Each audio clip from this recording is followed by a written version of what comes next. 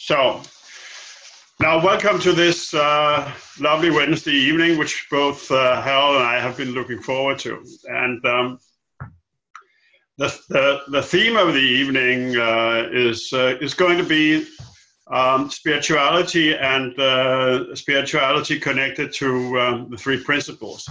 And Harry and I, we were just discussing what is spirituality and how does it play out in daily life. And my version of it was initially that I told, well, as far as I see it, I see all actions that is performed here on this earth is really consciously or unconsciously directed toward oneness, toward peace. And I think that every action that is really taken is a temporary imbalance. And the counteraction that is taken is really to reestablish the peace and harmony that out of which this imbalance arose. So, if we take it from there, then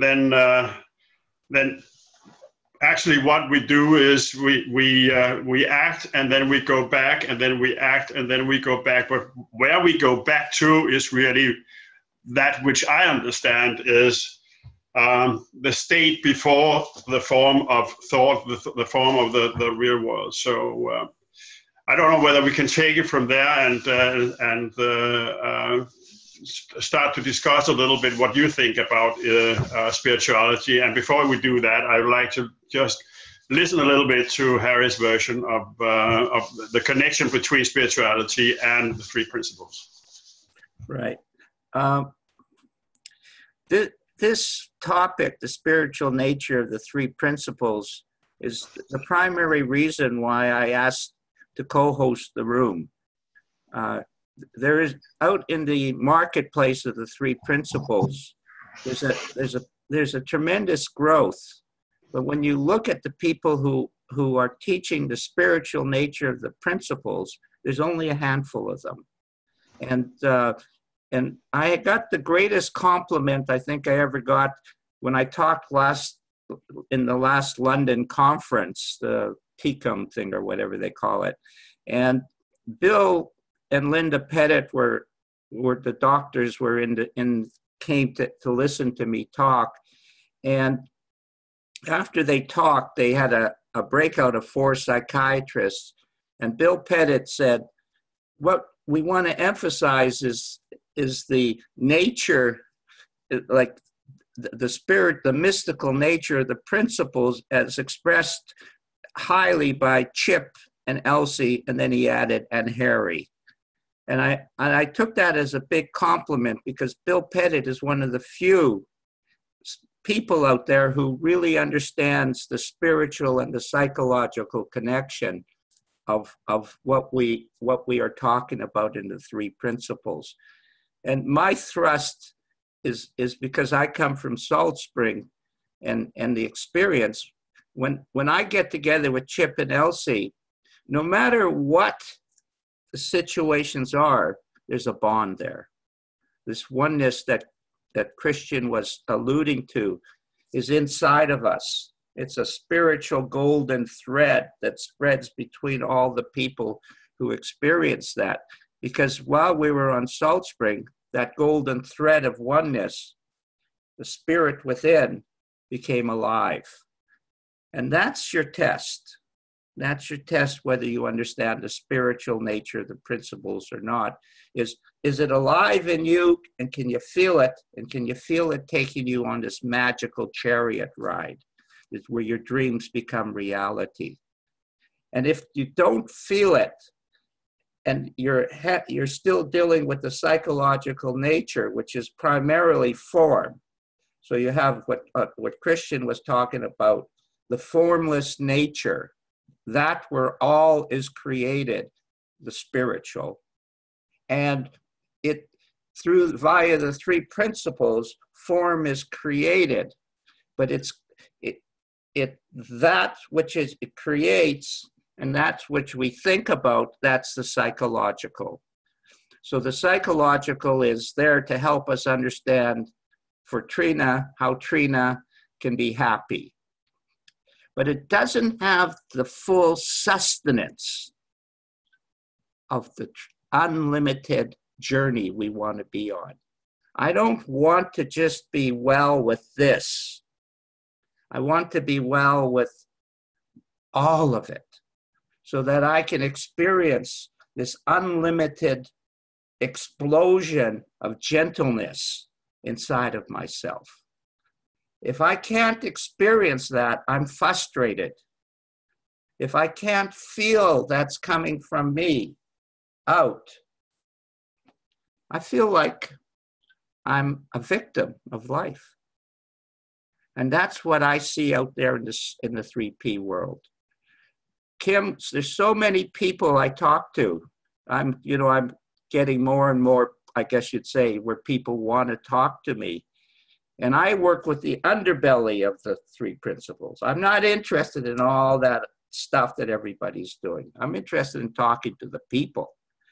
And I'm there to help. And you know the number one thing, Kim, that they have out there in the marketplace that I see, you know what it is? Doubt. They have experienced something that has transformed their life, but they still doubt that they got it. That's the spiritual. You have it. You feel it. I am it. And it emanates from that and it's not you, because you're just sort of showing intent. I show it. Christian and I showed intent. We put this room together. We had no idea what the creative force was going to do. I had no idea that I had to deal with so many crazy Danish and Swedish people. It was just, frustrating. Oh my God, these people are this and that, type of thing. As I say it facetiously, but it's an exploration into the unknown. The spiritual that Sid was talking about. Did Sid ever talk about the psychological on Salt Spring? I ask you that question. What do you think, Thomas? He didn't. He only talked about the spiritual reality. He thought that's all he had to talk. The rest was just common sense. You tap into the spiritual love you have inside of yourself, and you watch it happen. What else is there? It's so simple. It's a piece of cake. So he thought he just had to tell people that, and they do it. But he said it wasn't quite that simple. He started to talk, and nobody knew what he was talking about. And that's part of the message of the spiritual. When Thomas goes out and shares with Sally, and Sally goes out and shares with her people, they don't know what you're talking about. Trina, they don't understand. You're in a strange world. You're by yourself, experiencing Trina. It's the way we are. So I'm going to give a small little example of spiritual versus psychological. Yesterday at 4:00, I just got a new computer, and so I'm using it for the first time. And of course, my son-in-law is an IT expert, so I took it over to his. I wanted to clean out all the bullshit in the machine, all the advertising and all that type of stuff that they have, and the whole thing. When we turn it on for 2 hours, the machine's running, and it's just running and running and running, and he's getting frustrated, and I'm doing stuff, and I go, so it's broken, so it doesn't work, that's just the way it is. And then my grandson is there, and he wants to play with me because we're pals. So I go over with him and I start singing a story to him, and that's the psychological. I'm working, I have this outside stuff that's happening, and I'm working to not get caught up in the drama of life. The anger, the frustration, the what the hell is happening, this isn't working out. And because I'm with my grandson, not because I know what I'm doing, my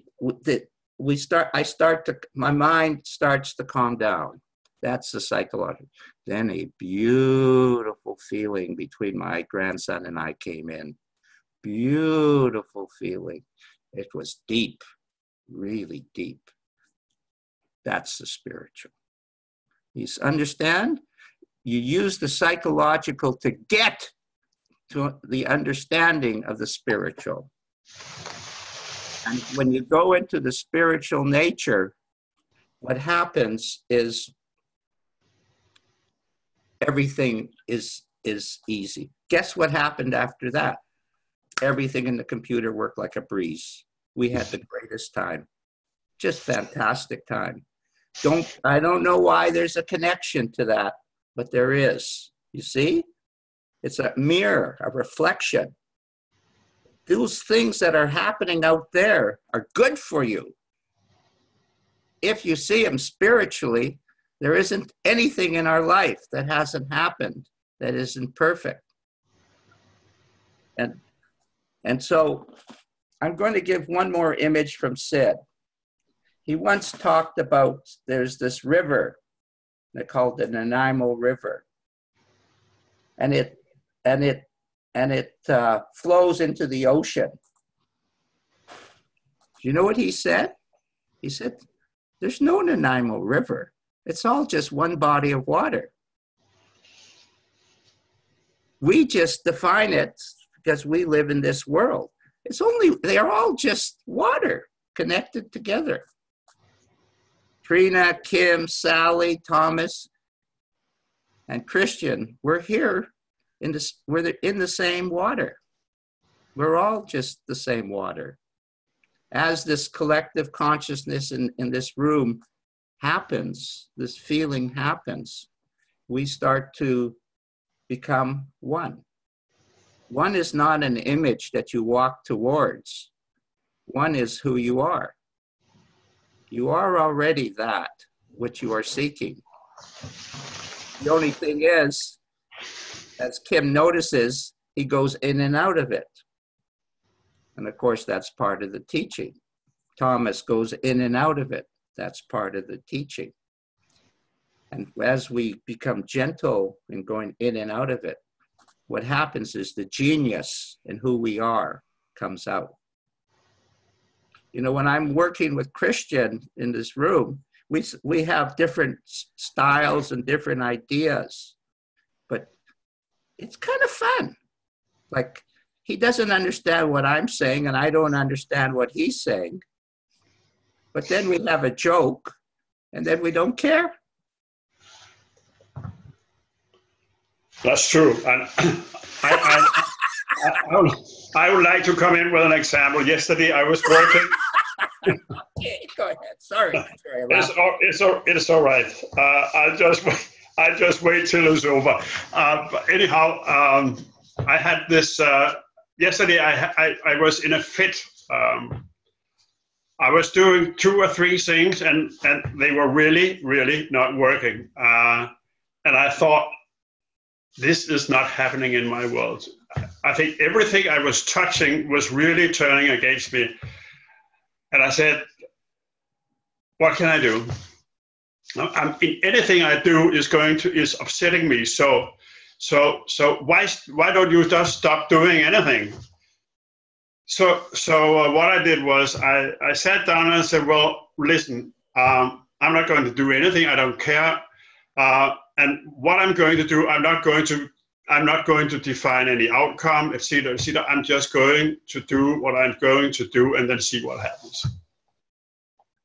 And I think that in the moment that I really surrendered to the knowledge that apparently I didn't have any control over anything, but the moment I surrendered to the knowledge that I really didn't have any control, all of a sudden I started to have what I feel purpose, and things started to go smoothly, and I got it.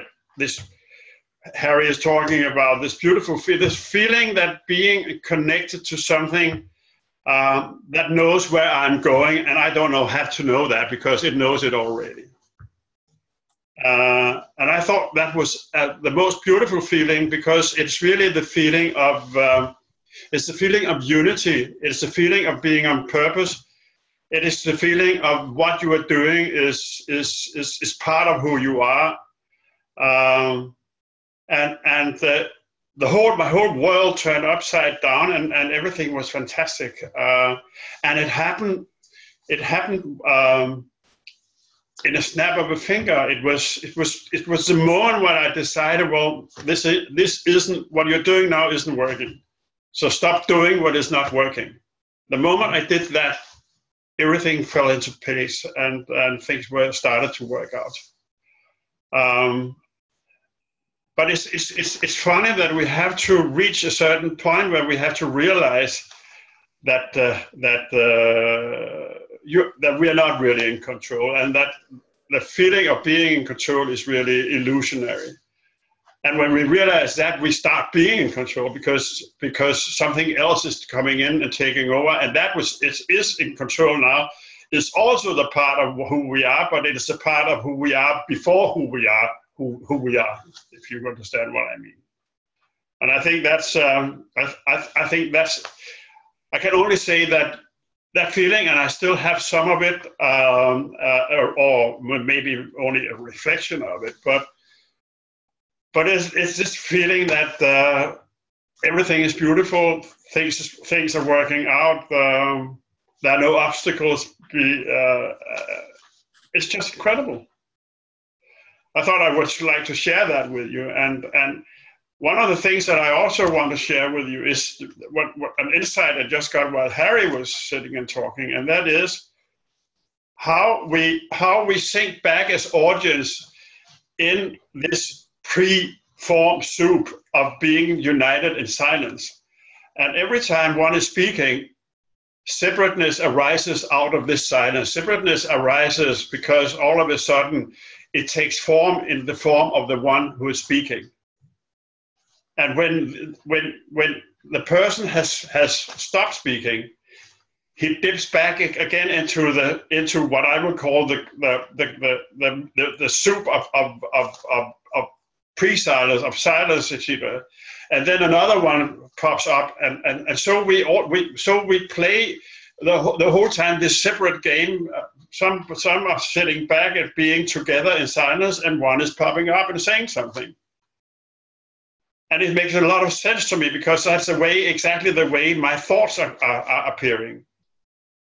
Precisely as we are sitting here talking with one another, and one is saying, well, I have something to say, and then go on saying, that's exactly the way I experience my thoughts, coming on and making themselves known, and then I can decide whether I want to sit and listen to you. I can decide whether I want to listen to something else, etc., etc. That's not really the point. The point is that we pop up just exactly like the thoughts we're thinking the whole day through. Well, that's a bit of my contribution, though. Okay, great, thank you. What I'd like to do now is go around the room. The question that Christian came up with is, what is spirituality versus psychology? And I'd like to hear what each of you feels spirituality is. And you don't have to make it a high, lofty thing. It's just whatever comes to your mind. Don't think about it. Just Thomas, can you start with what do you think spirituality is? Because one of the things that connected with Thomas and I was Thomas had done training with Michael Neal, I'm just going to mention. And the reason we connected was because he wanted to get a little bit deeper into the spiritual nature of the principles, and not just the level that Michael Neal was talking about. And and I don't mean, I love that Michael Neal has introduced so many people and has impacted so many people in the three principles. He's deeply respected, but I'm just mentioning that's why Thomas and I got together in the beginning. Would you agree, Thomas? I was curious because you reached out for me when we attended a Judith Segman speech or a class, and I was curious, and like, that's why. But that's what shows up. And what I have to say about Michael Neal is that I fell in love with him because he was so deeply spiritual, and he was talking straight to me, to what I have asked for my entire life. The real myself, me, something within me. It was like I had to look behind the computer to see he wasn't sitting behind it, because I felt it so he's really bringing out the spiritual side as well. But it comes from NLP and stuff like that. So it gets very psychological during the way, because he attracts many people that wants to do something with this and obviously earn a living. And so he attracts many people that is into psychological, and as you say, they are in doubt, many of them. And I was too.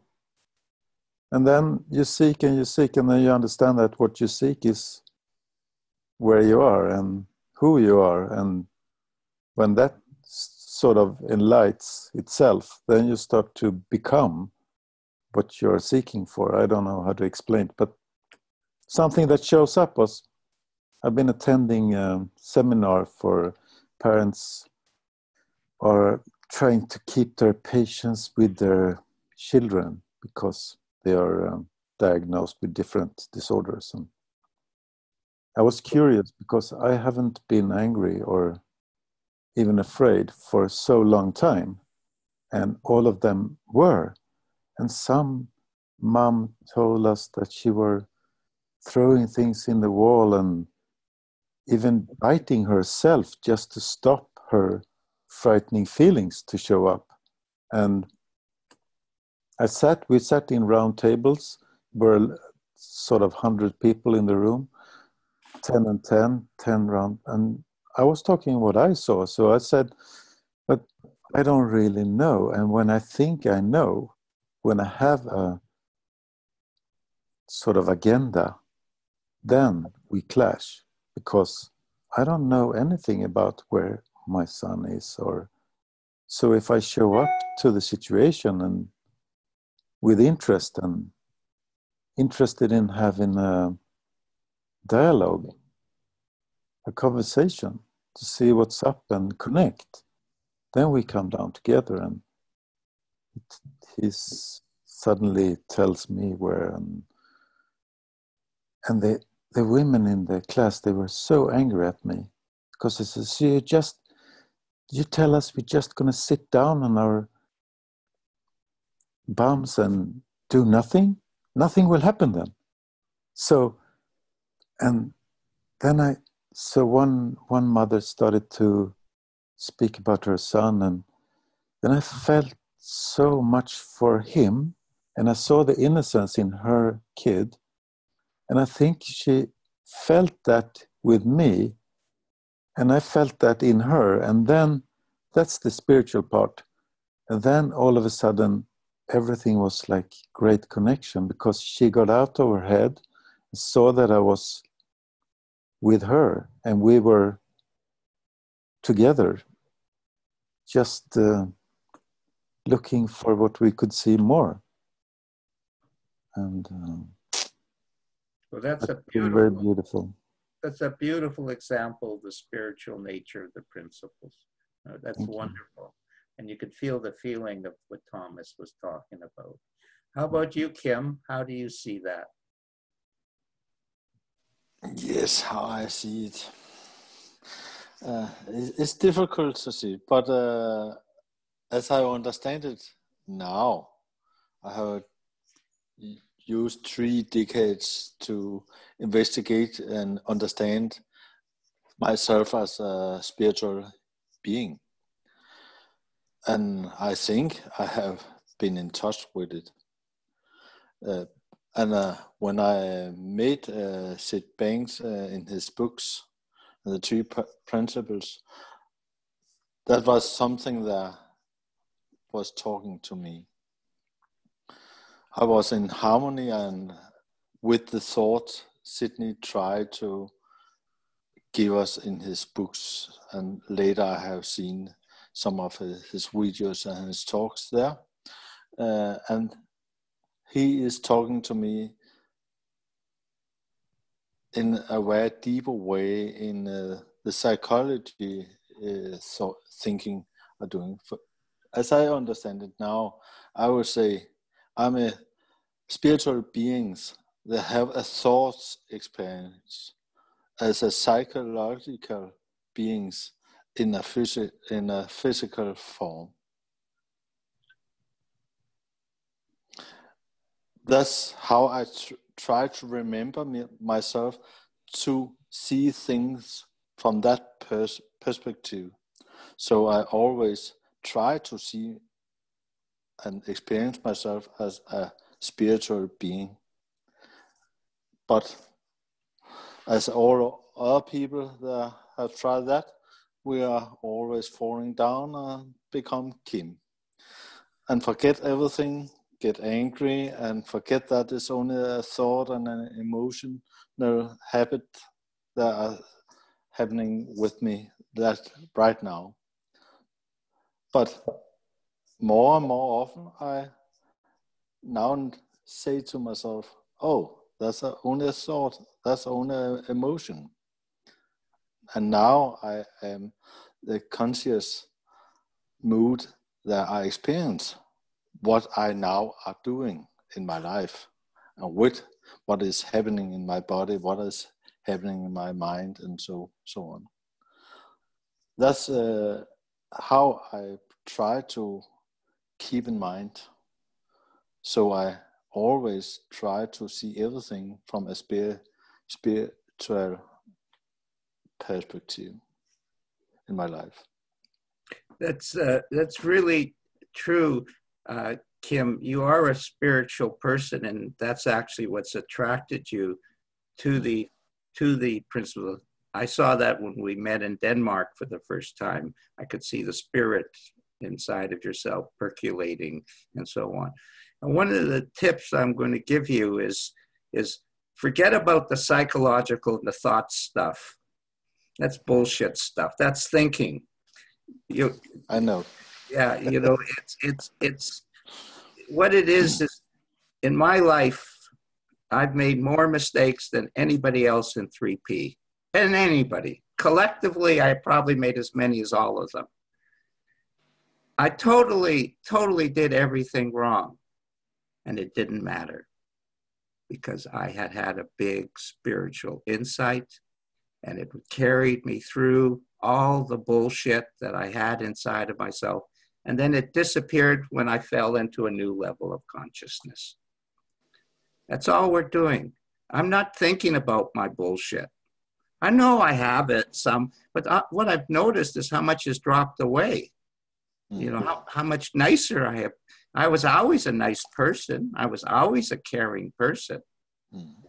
But you're not trying to become something better. You already are better. You already are it. And that's a big message. Is, I know Chip and Elsie, because from Salt Spring.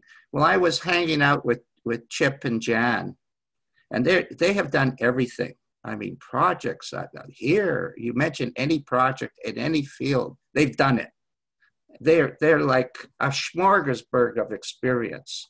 They're highly respected, and in one level, they were Sid, like they were Sid and Jan and Chip were like, and I had a great relationship with Sid, but not as deep as Chip and Jan. And when I hung out with them, you know what I noticed? I said, oh my God, you guys are just too new. He's just from Newfoundland. He hadn't changed a bit. Like he was just Chip, the same Chip on Salt Spring, except now he had he had all of this experience. And of course, when he was on stage, he talked a little more professional. But when in his ordinary life, he was just Chip. He hadn't changed. That was a big teaching for me. I could be Harry. Anything else I can't be. Harry I can do, but anything else I can't do. You're already, and you just keep enjoying yourself.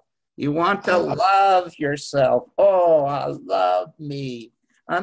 Timmy is such a beautiful, lovable, yummy guy, type of thing. Yes. That's and I do logical for me. That's all I am. The rest of it, who cares? Lots of noise. Anyway, type of thing. Yeah, you're welcome. Sally and I had shared a beautiful feeling for a couple hours. I really loved it, by the way, Sally. It was really intimate and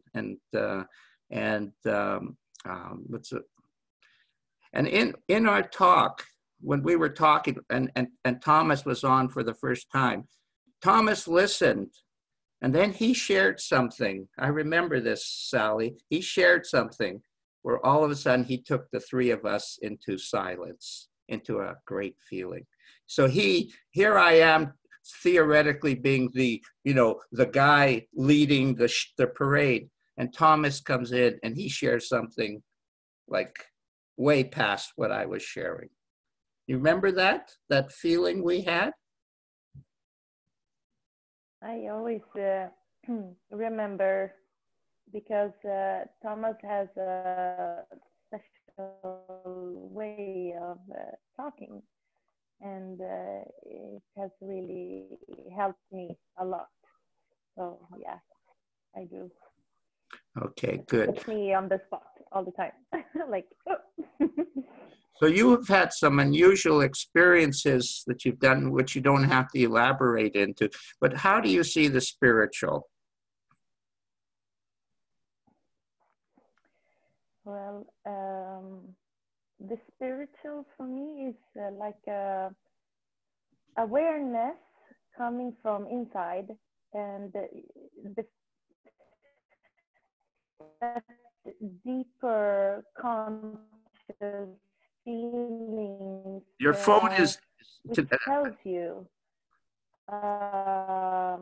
you don't even have to think. You don't even. We're having trouble with your communication. Can you hear me? Not too good. Okay. No, that's better. You can. Okay, so I'll hold the microphone. Well, as I said, was I always think that that spiritual is coming from inside, and you don't have to think too much to be, and that's a practice of not being, because that's when you are already. So for me, that's very much beautiful, and it's sometimes I have to remind myself all the time. And of course, I have my clients. I'm a personal trainer, and I share these things with them as well. And for me, that's a reminder for me. And it's beautiful. It is. Yeah. It is beautiful. It is wonderful to share, isn't it? To have something to share. There's so many opinions out there in the world and self-help. And Dr. Aaron Turner talked at Sid's last talk in San Jose. Sid was dying now, very, very weak, but he gave right to the end. And he gave one last talk in San Jose. I guess there were about 300 people there. And he said, I had never heard him talk, but he said, the reason the principles are so important is because before that, there were people would have an insight, and then that would become the field of psychology or what people were sharing. And then someone would have another one. But what happened with Sid was you couldn't break it down any farther. They're pure. They're as the mind, thought, and consciousness is is the last bastion where you can't break it down anymore. So it's important to have the truth, you know, rather than just a segment of the truth, which is what the world was like before Sid introduced the principles in the psychological realm. And for you to be sharing your understanding of the truth, for me to be able to share the truth with people is a different feeling than sharing a good idea. It's different than sharing a concept or I believe. It's something that we're talking about. When you talk about the inside, you're talking about who you are and what you have experienced.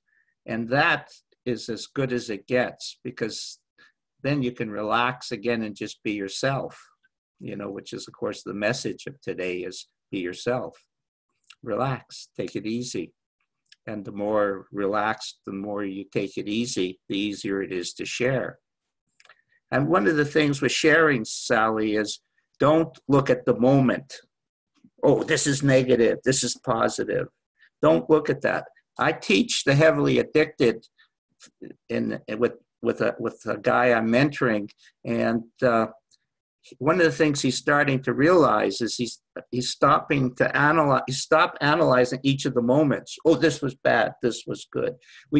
I'm saying I don't care where it starts. I don't care what we're doing. We're reaching for the teachable moment. It will appear, and when it appears, it's worth all that bumping and all that type of stuff. It's unimportant that the what's happening in the temporary moment is, if you let that affect where you're going to not get there. But it always shows up. And in every heavily addicted class that we do, it always gets there. And it gets there into a feeling. It's the same here. It doesn't matter as long as we're, you know, and what you share, we care about because we've never heard you talk, so it's fresh and new to us. It's good. It's good. And of course, we're glad to see you. Very glad. You know, so thank you. Well, Trina, I know you've been waited with a bated breath. Yeah, so go ahead and just what do you see as spiritual? I'm actually quite interested to hear what you have to say, to be honest. You have to unmute. Ja. Oversætter du, Christian? Hvad hedder det for mig? Du skal også lige unmute dig. Yeah, you're good. You're good now. Men jeg vil høre, om Christian han vil oversætte. Og du er ikke unmuted, Christian. Utrolig mute. Sådan, nu er jeg på.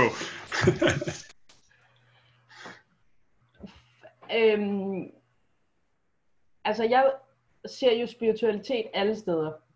Og jeg er sikker på, at vi er kommet for at hoppe ind i den her bevidsthedselevator, for at lære at komme så højt op som muligt. Okay, hang on a second. That Trina is saying she is seeing spirituality everywhere, and feel that if she has come in here in order that we are able to raise our consciousness in order to become aware of it. Well, that's obviously true.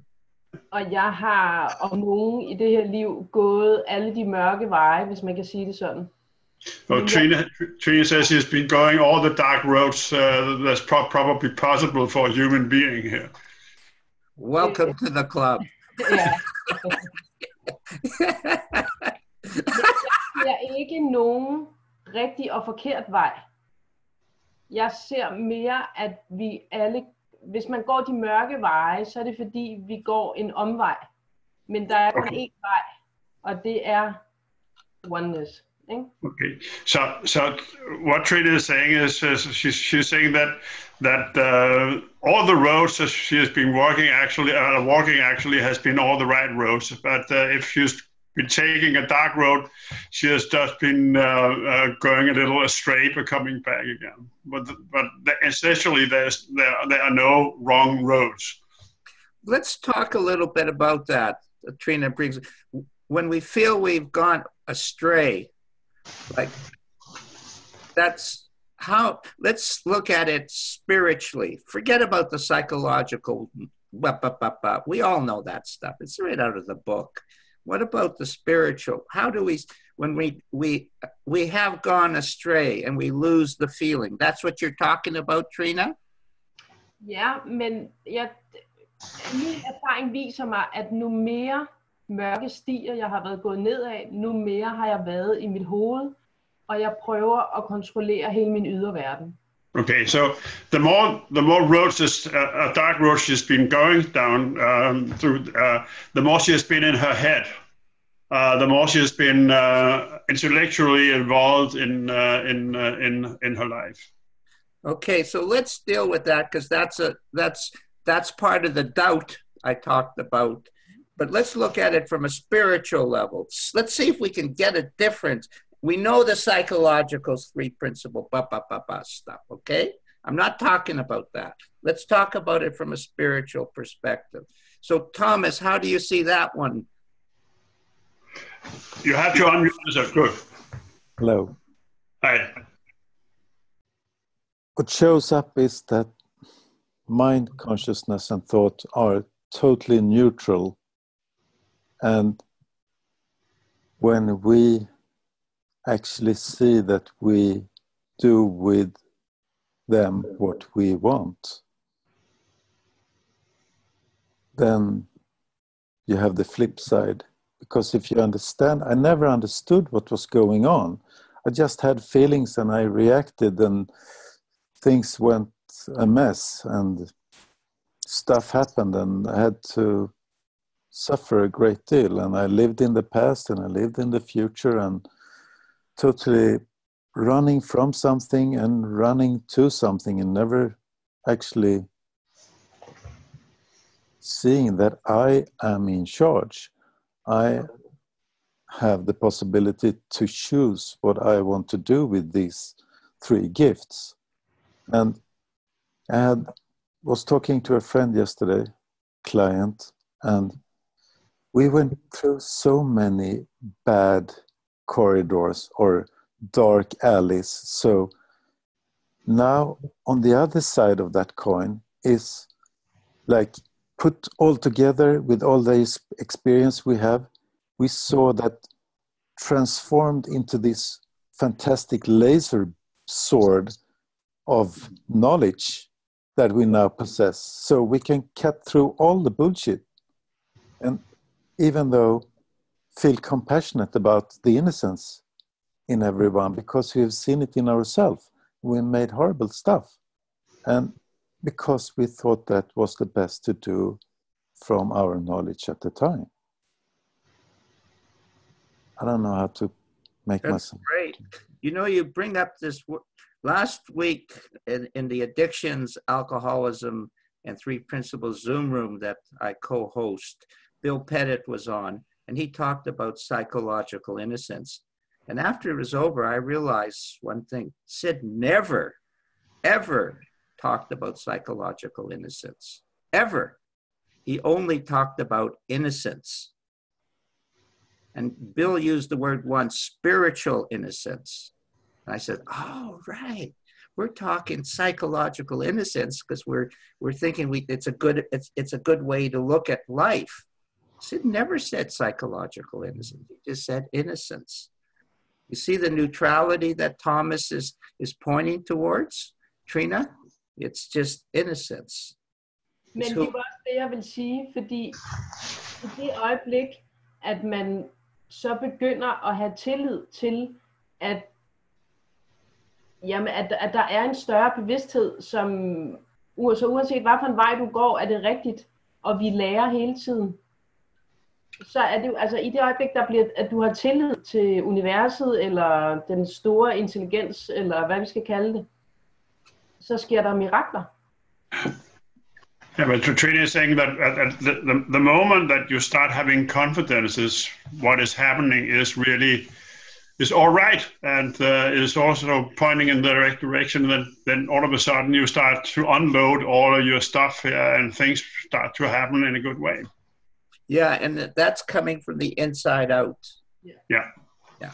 It's not an artificial pretend I am confident because it's a good way to be, or positive thinking. It's good to be positive. It's not that nonsense. It's the neutrality that Thomas is talking about of the principles that is really the gift.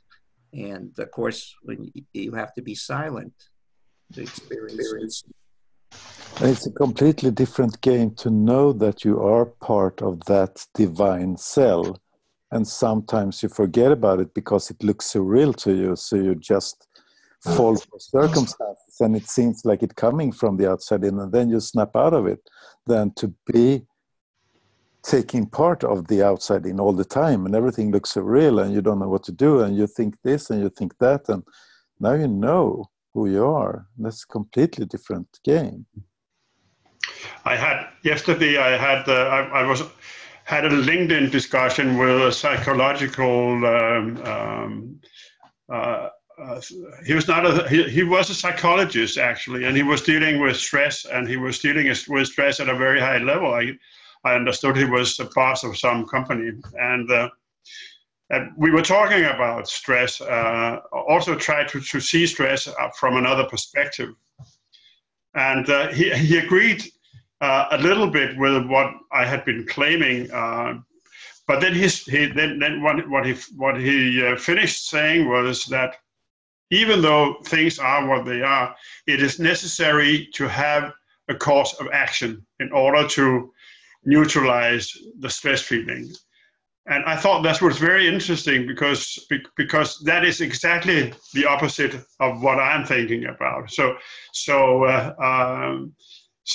this, that you have to do something in order to neutralize something else, is really the essence of psychology and psychology work today, is that you have to do something in order to obtain something. And I love that about the three principles. I love the three principles because it's the doing that is causing you trouble. And as soon as you find out that it's your doing, and you can relax and you can stop doing what you are doing, then your problem seems to be solved in the same moment. And that is really that's really what I find so reassuring is the truth that is that the less we get involved, the better things go. And the only thing you have to look at is really, if your body gets ill and you give them rest, it will clear itself up. And the same with the mind. And I'm a very impatient man, and all of a sudden, when that became so clear to me, I really couldn't understand why the hell everybody couldn't see that, because it's so obvious.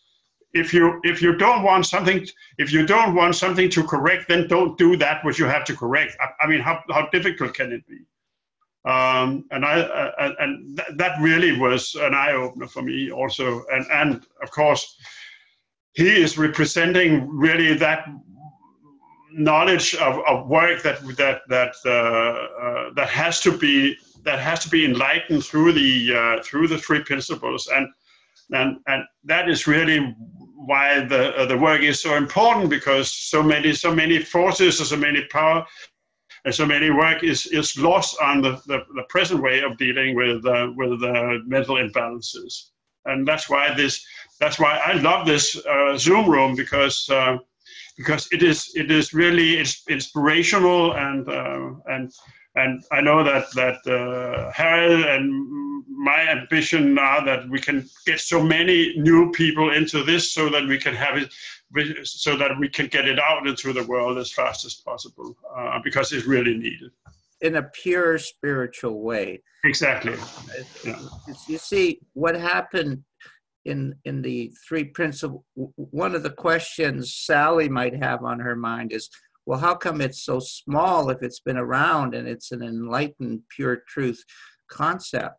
But the answer to it was, Sally, that Sid, while he very much, it was his dream for it to go throughout the whole world, that was not the preciousness of what his teachings was. His preciousness was that the purity of the principles must be maintained when it goes out to the world.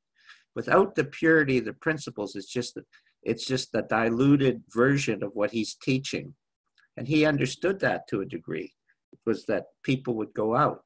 And when it initially went out, Sally, unknown to yourself, this high psychologist with another psychologist, they developed an institute, and there were 4 principles. Now, he knew there wasn't 4 principles, but he let that go out. But then at a certain point, he pulled it back in and said, no, it's got to, you got to have the purity of the principles.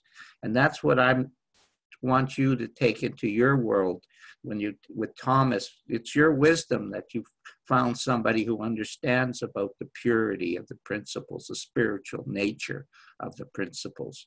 That's the purity, the spiritual nature of the principles. And that's where you'll find the unlimited potential of yourself. And not only your unlimited potential, your gifts. I'm talking about your spiritual gifts. Forget about all that physical stuff. The real you, the stuff that you are. I'm 71 now. The world I've lived, Sally, I could write 1 million books about it. My spiritual gifts are unbelievable. I don't talk about them. I know people don't see them, especially white people. I know that. But I don't care. I don't need other people to know about my gifts. They're just me. And so, that's what you want to uncover inside yourself, all these beautiful, beautiful gifts. And they're spiritual gifts. They're not psychological gifts. They're the feelings inside of yourself. All you want is love, more and more and more. And what happens is that feeling is unlimited. And when you tap into it and live it, your life changes right across the board. I would like to add something.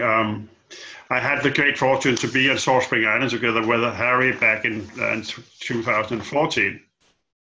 And what Harry is saying about the purity is really the guarantee of obtaining maximum transformational effect with the principles. And the purity that the principles was presented with on Salt Spring Island through LC and through Chip really had a profound effect on me, and I didn't know where it came from, but all of a sudden I experienced this feeling of what they're talking about, this nice feeling, which really is an understatement. It was a fantastic feeling, overwhelming in every way.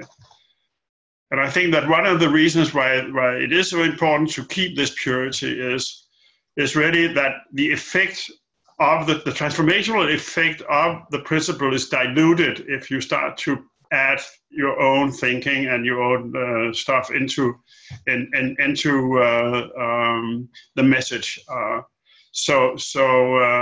I can only agree totally with Harry. The more it is kept on the spiritual level, the less risk you have that you all of a sudden start to engage the intellect into the process. If you start to do that, you're really losing the transformational power.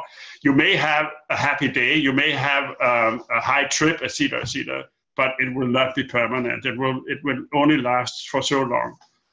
And I have seen it with, for example, if you take some of the super coaches like Anthony Robbins. So Anthony Robbins is a people seducer in big scale. So he has 5,000 or 10,000 people that he can raise to ecstasy in a couple of minutes, and it will last for a week, or it will last for 2 weeks, etc., and then it will fade out again because it's a temporary thing where the truth, as it was conveyed by Harry and how it's conveyed by Elsie and Chip, has a permanent transformational effect on the people that it touches, simply because it resonates with something so deep and something that is really the essence of everybody involved. And that's a guarantee that it has this long-lasting effect, because what it is really doing, it is showing the people that meets it who they really are.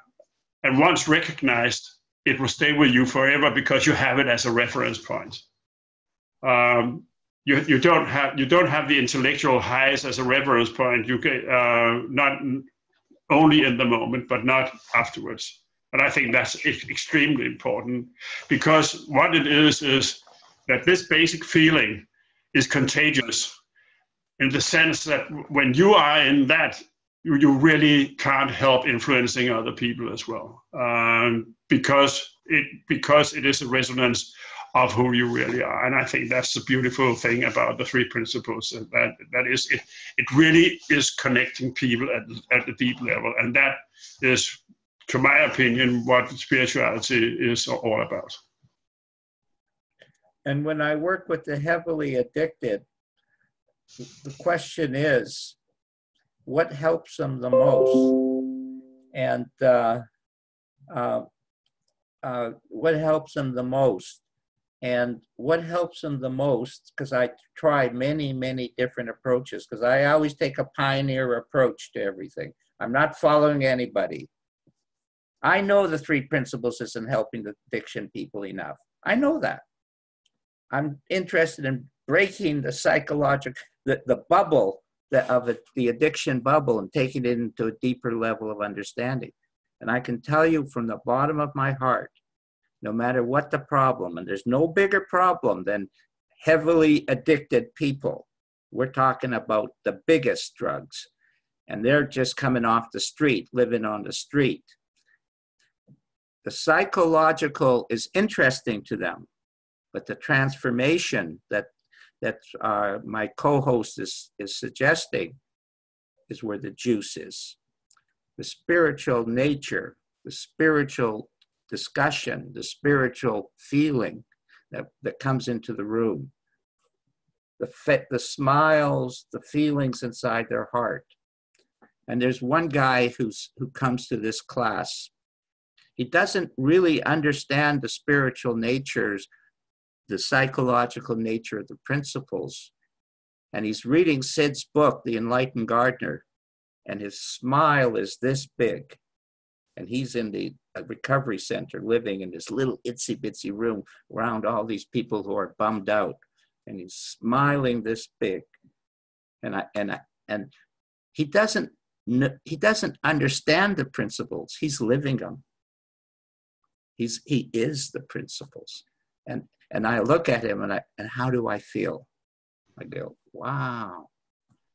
And all I did was talk a little bit and give him a book. And, you know, I gave Thomas, the Enlightened Gardener, I emailed to him. And of course, I know it's helping him. It's helping him to be who he is. And remember Sid's message. It's not him, it's you. You experience that feeling. That's coming from Kim, not from Sid Banks. That's you. You're feeling. You're just like you're kissing. You're just a big romantic guy kissing yourself. You know, type of thing. Sorry, Sally and Trina. You know, us guys, we're always into that stuff. You know, yeah. So.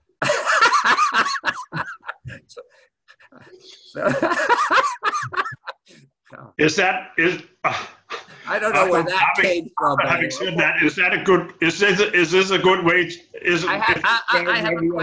I have a question for you guys. Okay. My co-host is going to Sicily. He mentioned about the possibility of a show in the middle of the month. We know on October 24th, we have Bill Pettit, Dr. William Pettit. I've asked him to come on. It'll be one of the purposes of him coming on is we want non-3P people, or people who are interested, but who will be impressed with his credentials and the depth of his talking type of thing. So I really want, if you have anybody that you know, please ask him to come to that talk, because it's one of the penetrations. He is a pioneer. He is a leading edge guy, and he is spiritual as well. You know, that's the only reason him and I get along, because I couldn't care less that he's a psychiatrist. I talk to lots of psychiatrists. it's the essence of the human being. But the thing I want to mention is we had this talk about the spiritual nature of the three principles today. Would you guys, we could do another one, just the 6 of us or whoever else wants to come. Would you like to do one in the middle of the month, or are you happy just with Bill Pettit on the 24th? It's your call. Would you like to get together in the middle of the month and have another discussion on the spiritual nature of the principles? I would love to, but actually I'm on I have to go away, so I won't be close to a computer then. Okay, well, so then we'll pass on it. Is that the idea, or would you? It's up to you guys. I mean, it doesn't necessarily have to be the spiritual side. It could be any other question you want to raise with Harry. I want to. We've hardly touched the surface of it. Yeah. Okay. Good. But hvad siger du, Kim? I would like to participate, but it must be after the 18. Oh, well, then okay. So the answer is we'll just go. The next session will be then on the 24th with Bill Pettit. Yeah. That makes sense. And if any of you want to chit chat with myself, don't hesitate to ask. I'm always glad to share. My sole purpose in life is just to share a feeling with people, and it makes my week rather interesting, to say the least. And it's so funny. Many times I go, wonder what this week is going to bring. Then you're in the middle and you go, wow, look at all this stuff happening. So that's the other magic of the three principles. It does make life a lot more interesting. God, it's boring out there. You know, if I hear the word money again, I'm just going to pull my hair out if I had any. You know, God, I can't stop. Money. Is this where we're going to stop or what? I'll stop the recording. Cut that out. Just